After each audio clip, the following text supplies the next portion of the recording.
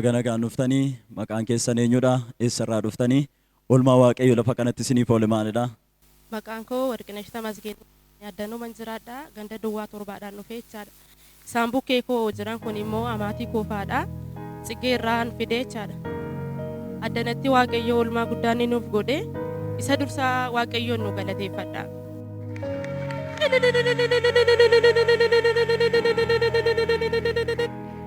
Ani waa'ee isaanii dhugaa ba'uu fi iddoo kanas dhaabbadhe jechaadha. Isaaniin baay'ee dhukkubaa. Dhukkubni isaanii jilba isaaniitu danda'anii hin deemanii miilla isaaniitu dhukkubaa. Dhukkubni isaanii kun xiqqoo irra bubbuleera. Dursa miilla isaanii kana dhukkuba ture itti dabalee miilla isaanii kan biraatti darbachaadha dhukkubni isaanii kun. Utuma kanaan deddeebi'aniitu miilli isaanii kun tochii isaanii dhowwee garatti taa'aniifaa fincaaniifaa fayyadaman faa dhabaniitu baay'ee rakkachuu jechaadha. Achi dhumarratti utuu bishaan dibataa immoo kanaan dura ji'a lamaan dura darbee dhufanii addanaa fudhatanii turanii. Miilli inni duraan dhukkubu suni bishaan dibataa eddatti godhatame hin fayya ture. Achi booda isa kan biraatti gaafa darbee dheedhu mucaama isaaniitti Dassaalenyitti dawwalataniitu himatu jechaadha. Dassaalee miilli koo lamaanuma isaatu na dhukkubaa jira kamiin godhaa jedhani. Innaami bishaan dibataa hin qabdu bishaan dibataatti goggoradhu innoo si dhiisaatii jedheen. Ishii kaa jedhaniitu bishaan dibataa nan fixee jedhaniin. Kottu kasammoo shina bukkee jedhani. Anoo deendeen dhufuu Dassaalenyitti jedhaniitti himuu turan. Ishii jedheetu innoo bakka ni dhiisee Waaqayyoon manumatti hin kadhataa fi kun bakka jilbaadha koodha jedheetu jilba isaa tuqee bishaan dibataatti godhateetu baay'ee Waaqayyoon kadhataaf. Achi galgala ganamas yeroo itti bakka intina Waaqayyoon kadhatu inumatti godhatee kadhataaf. Achi miilli isaanii lamaan utuma dhukkubaa jiruutu isaaniin bifa jijjiirrateetu dhibee addaatu isaaniin qaba jechaadha. Innaan dhibeen isaanii kun immoo na hooqisiiseetu dhiigaa na guuramsiiseedhani. Achi ani nageenya iyyuun ture inni dhageera. Innaa akkamsi godhaa jedhee gaafa dawwalee gaafatu inni natti himne isaan garuu dawwalanii walitti himaniiru jechaadha. Achi gaafa anoo nama biratti shintibeetidha jedheenanii mucaama konqaaneedhani mana saantsigeedhaa dhufanii. Innaa gaafa ilaalu shintibeetii utuu hin ta'in dhiiguma waan akka gumaatu na keessaa citeetu ba'a ture. Afaaniin isin baa jedhanii karaa bobbaa koodhaasii dhiigumatu citee baa garaama koo keessaadha kun hundumtuu jedhani. Achi wanti na keessaa ba'u waan akka lubbuu qabuutu kan taraadha sababa ta'eef totocho'a. Akkamiin godhaa jedhaniitu isaan danda'anii hin dubbatan turanii. Mucaan isaanii kan mana jiru jira. Silkii Dassaaleedhaaf dawwaleetu addee koo baay'ee dhukkubee akkamiin godhaa jedha ture. Innaa inni maal taatee jedhe hojii deemuuf jedhaa jira ture. Maanni maal taate jennaan addee miilla ishee utuu hin ta'in akkas godhaa jedhe. Maal naqamteetti wallaan fiddanii isinii. Jireenya isaanii yeroo isin bishaan dibataa gootanii fi miilla isaanii isa tokkorraa kaasee isa gara kan biraatti darba jechuudha. Akkasumas immoo yeroo isaan gara mana bobbaa deeman illee jireenyi isaanii baay'ee isaan dhukkuba ture karaa hooqifannaadhaan illee dhiigatu keessaa bobba'aa ture jechuudha. Eeyyeno dhiigatu keessaa dhiiga qallaatu hin ta'in waan akka lubbuu qabu waan akka cumaadha jedhan akka isaan dubbatanitti. Achi ani gaafuma jimaata galgala gaafa isaan na bukkee dhufanidha iccitii kana kan isaan natti himatanii jechaadha. Waan akkasiidha kan na keessaa ba'u boontuu naan jedhan dhugumadhaa jedhee gaafa nannee ani iyyuu baqa waan akkasii takka dhageen beeku. Innaan silkii biyyaa dawwalaniitu maalii ati baqqaanii addee koodhaami addee koo baay'ee dhukkubee kottoodhaan siin gadi kottottanii maalan godhaaf maaf na waamtu as naa fidaa siin jedhe. Innaan manuma kimitti geessiiti baqqaan achitannaan rakkoon qabu na geessaa fidaa siin na bukkeettedhe. Sababii baay'ee isaan dhukkubuu fi biyya biraarraa gara mana keessanii gara iddoo isin jirtaniitti fidu jechuudha. No gara mana kootti fidu jechaadha. Innaa mucaan xiqqaan tokko na bira fida ture mucaa masayyuu godha.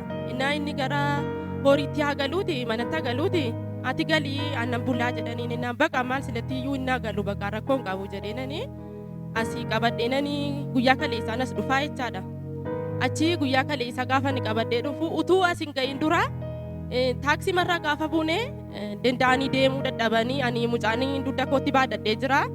Deeme nanii dhugaa waaqa abbaa mul'ataati kun iddoo kana dhaabbatanii soobuun ulfaataadha baqa. Deeme nanii dhaabbadhee gannaan buchoon jedheen ennaan qixuma karaa man deemaa dhufeerraa deemaa kottaati deemeen sin eegaan jedheen sababiin isaa qas jedhanii deemu miilladha baqa miilla malee socho'uun hin danda'amu sababa ta'eef baddeen daaniin deeman ennaani maamman jedheen ennaa miilluma keessatti ni dhibeera miti ennaani ammoo rakkoon qabu naan jedhu turan achii booddatu madhan ennaani caacaa keessaa nagooti boontu gaafan deemu naan jedhan kottaas isheenoo rakkoon qabduuti baqaan hin geenyaati waldaa keenya biran geenyirran jedhan eessadhaa geenyirraa naan jedhu baqa sababiin isaa dadhabaniiru deemu ennaani karaa taaksirraa bu'ee immoo xiqqoo nan deeman ture as karaa masgidaa dhufuuf ka'eennaani bajaajiin hin jirtu ture guyyaa qidaame immoo gabaatu jira sabateef hin jirtu turte innaan kottaa naannoomneetu asumaraan deemnannaan kunnoodha jedheenani manuma kan biraan itti agarsiisaa deemannaa utuma jedhonnaan hin geenyeedhan. Gara lafa kanaatti fiddanii dhuftan jechuudha isaaniin baay'ee waan dhukkubuu fi karaa taaksii yookiin baajaajii illee qabattanii gara lafa kanaa dhuftanii ergasii namni waaqayyoo kadhatanii fi no ergasii utuu as geenyeetu bishaan dibataa fudhataniitu ol galanii achi teenyee lamamti keenya silaa ol bukkee taa'aa turre amma garuu isaan utuma na bukkee ta'aniitu na fillafiitti darbaniitu na dursanii ta'anii na bukkeedha darbanii gaafa fillafiitti koo ta'anii anoo waaqeffannaa keessa jirra sababa ta'eef gaafanii ilaalee dheedu isaan of fillafiitti koo jiru malee anoon ta'aniin see sababiinsa ammumanii manuma qulfii banuutti illee ofirra gadi taa'u miilla dadhaabanii dhaabbachuu dadhabanii achi utuma kanaan jiraniitu maaltu anoonaan baqa waaqa sammoo numan ilaalaati yoo isaan tata'an illee dhaqeen kaa dhaabadhaa kadhadhaa jedha jedheenan itti mufi dhagaan isaanoo maal taa'uree numa dhaabbatanii waaqayyoon kadhatu turani mee isa kana godhe waaqayyoon guddaa godhaan oo galateeffadhaa.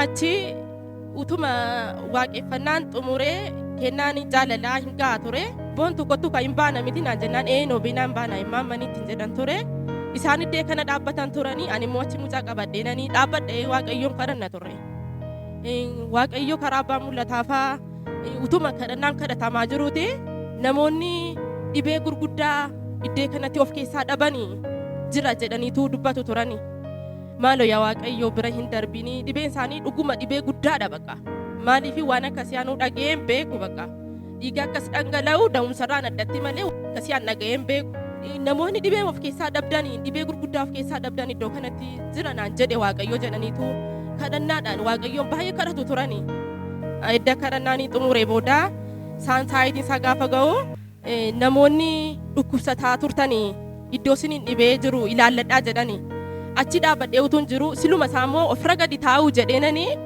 ilaalan achi dhaabbadhee ija hatee mateen baay'inaan ilaalaan ture maaliif tarii namatti mataan faa dadhabanii taa'uu sodaatanii laata jedhee ofirra faa gadi qubbanii gaafan jedhee ilaalu isaanoo baay'ee kadhannaama keessa jiru malee waa'ee ofirra taa'uyyuu sammuu isaaniitti hin herregne jechaadha achi kanumaan utuu jiruuti dhibee keessanii ilaalladhaa namoonni sila isiniin dhibee jiru jedhaniitu karaa abbaa mul'ataa waaqayyoo akkas jedhee gaafa dubbatu. Warra sun dhukkubaa ture doortanirraa iskottaa gara kanatti. Gara sun dhukkubaa ture amma kan fayyidaa jirtan. Maal si dhukkubaa ture arme? Jilba isaanii lamaantu dhukkubaa danda'anii gadi ta'anii siin kaa'anii achi isuma dhufne mataasaa iyyuu taaksirraa gaafa buune iyyuu baay'ee qasannee dhufne jechaadha suutuma deemne achi gaggaafachaan deema akka midhaan mammuu gaafan jedhu suutuma deema naan jedhu turan.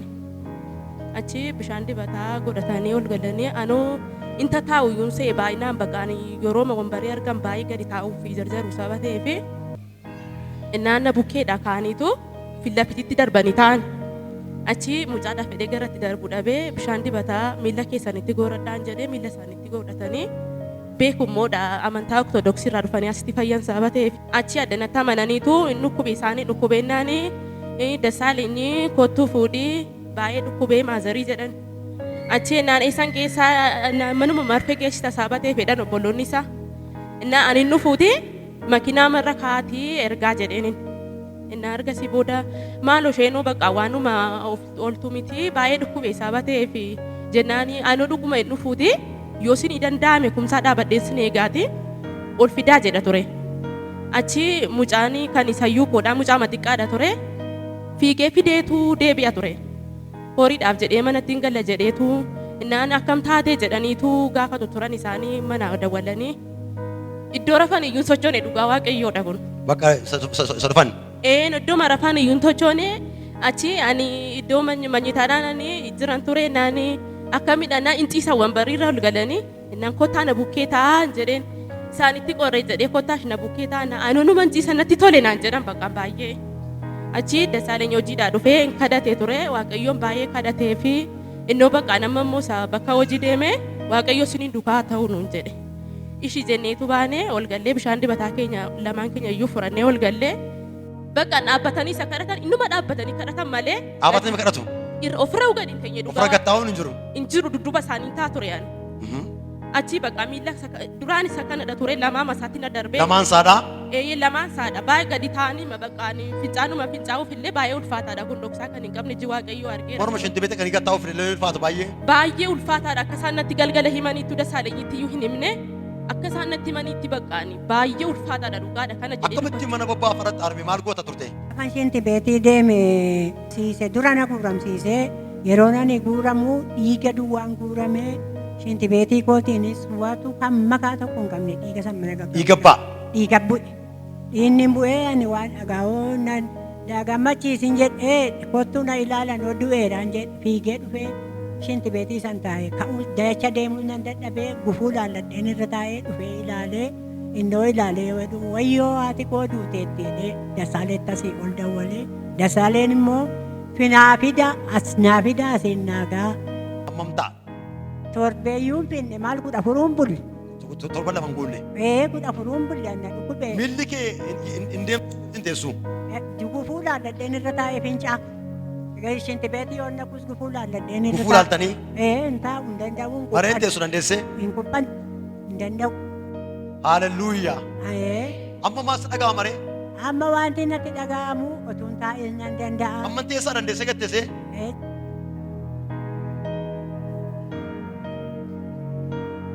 Amma teessaa? Amma maaltu dhaga'ama?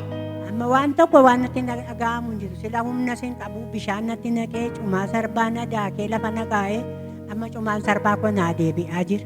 Si nyaata ture sila? Sila na nyaatee taa'umsa na dhuuba. Amma dhimma hin qabu. Furii galiitii bishaan mataa isaaniitti godhii bor dhugumsa itti afufanii hin jiru. Inni afaan baree dhufee si nyaachuu fi yeroo malee namoota baay'ee nyaateef teera. Wanti dhufee yeroo dhufuyyuu qajeelummaaf hin dhufu. Wanti dhufu ulfinaaf hin dhufu. Wanti dhufu kamiyyuu galataaf hin dhufu. Miti balleessuu dhufa. Garuu jira. Addanatti si fayyisee addanatti immoo si geeddaree ammas immoo addanuma si fide waaqayyoo har'aa booda hin jiru. Hakkifattis dhiigan tuftuu bobbaa marshinti beetii deemtes dhiigni dhangala'u gooftaan Yesuusii siqee kee dhufee ol galuuf ture sanaa siqee kee dhufee qe'ee ishee irratti akka namni boo'u akka namni gaddu godhuuf dhufe sanaa waaqayyo qe'ee keetti xaragee baaseera. Ameen. Yaa galatu Yesuus. Galatoom. Sira dubbadheera. Ituu isaan addana jiranii qe'ee isaanii deemii ituu isaan addana jiranii mana isaanii dhaqee jedhee kadhataa tureera. Ameen. Siinsi qulleessee waaqayyoo Ameen. daboo seexanaa daboo du'aa garee seexanaa garee du'aa mana ishee dhufe waaqayyoo guyyaa kanaa kaasee dhiigni kamuu hin jiru. Dhiigni ammaa kaasee wanti kamuu hin jiru. Waaqayyo isa dhufe sana hundumaa karaa inni dhufeera dachaasee kaaseera Yesuus Kiristoos siif nagaa sii ta'e. Isaaniin bukkee dhufeenanii immaan man jedheen oonaan jedhan ennaanii akkasiniin dhukkubaa jira ennaanii lakkibbaa koo anaan oboontu na dhukkubaan jiru waamti tokko iyyuu gaafuman dhufee dana dhaabbadhee kaaseetu mudhii koo kanatu na cabbaa'ee naan jedhan ennaanii baqaanin jedhennaa baqaanin fayyitaniin jedhennaa maarree baqaanaanoo na dilallaa'ee miilli koo baqaananna koo bamuluutu na dilallaa'ee jedhan achi gaafa isaan nu gaafatanii jedhanii dhuguma akka jedhamee isaanisitti himanii baqaan galanii gaafa jedhanii inuma fayyani baqaan asumatti fayyanii galan sagalan sana misa nyaannee maal jennee gaafa iyyuu isaanon taa'anii ijoollee wajjiniin bakkee taa'aniitu tumaa isaanii ammas nan gaggaafadha anaanoona dhukkubaan jiru fayyeeraanaan jedhani baqaan akka kanatti waaqayyoo hidhaa eenyu namarraa hiikuu hin dandeenye waaqni abbaa mul'ataa iddee kanatti isaan irraa hiikee isa kanaaf waaqayyoon guddaa goonee galateeffannaa isinis guddaa godhaan nu galateeffadha.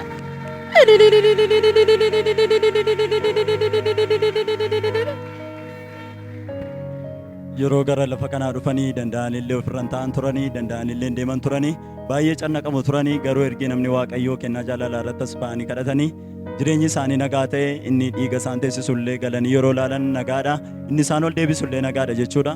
Wanti tokko iyyuu hin jiru. Inni wal deebisuu siletti iyyuu baqaan isaanoo ano erga mana kana dhufee taa'e iyyuu waan tokko iyyuu baqaan hin jiru jedhani. Innaa fincaan immoo dhuguma nama biratti bobba'u hin sodaatu baqaan tokko nama guddaadha. Innaa baqaan aannan sodaatinaa baqa mucaama isaaniillee yoo sodaatan jedheenani dasaalee kottu ati iddoo siree deemi baqaan jedheenani maammaa wajjiniin mana fincaaniin deemaan jedhe.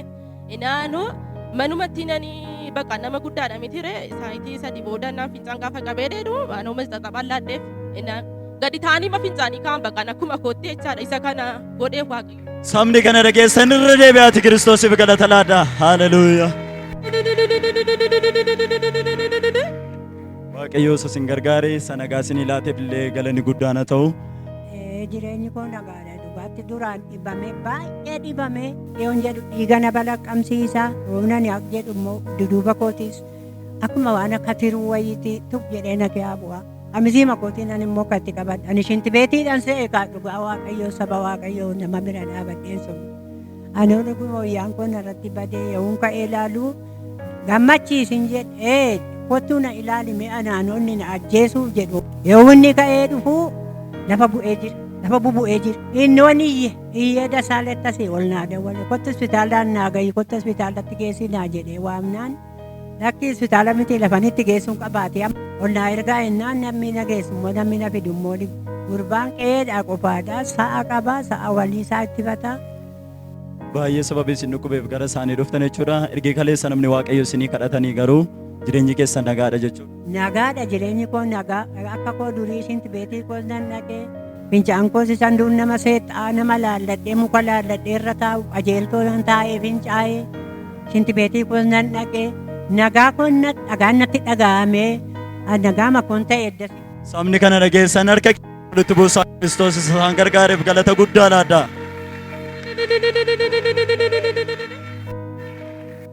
Waaqayyo bara baraan waa'ee keessaniifis galata guddaa argatu jecha kennaa bishaan dibataallee qabatanii jirtu eenyuudhaaf laachuu barbaaddanii?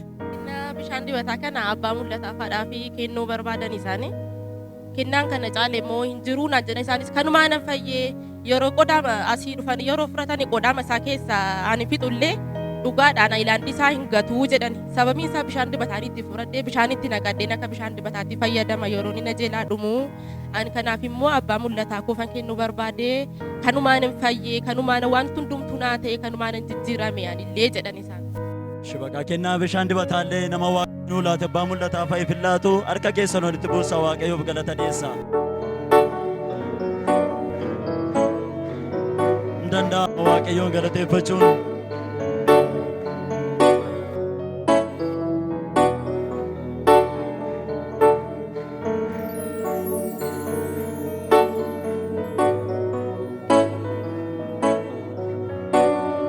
Danda'ama waaqayyoon ulfina laachuun nooraa sabni waaqayyoo